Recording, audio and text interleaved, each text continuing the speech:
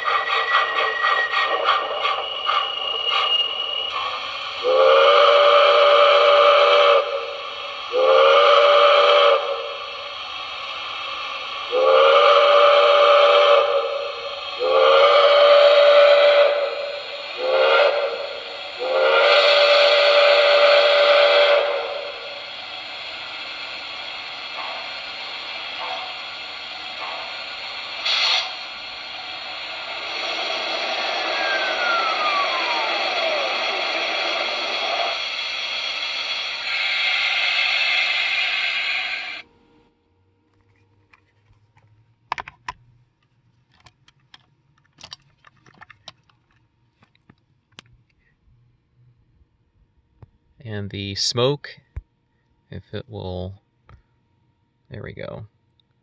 So the audio control pot is on the left, and the smoke control switch is on the right, and those, of course, function whenever you run the train under just analog track power and you're not using a DCS remote in TIU. So you'll adjust the sound up and down by turning that, and turn smoke on and off. With that, I have smoke off by default. All right, very good.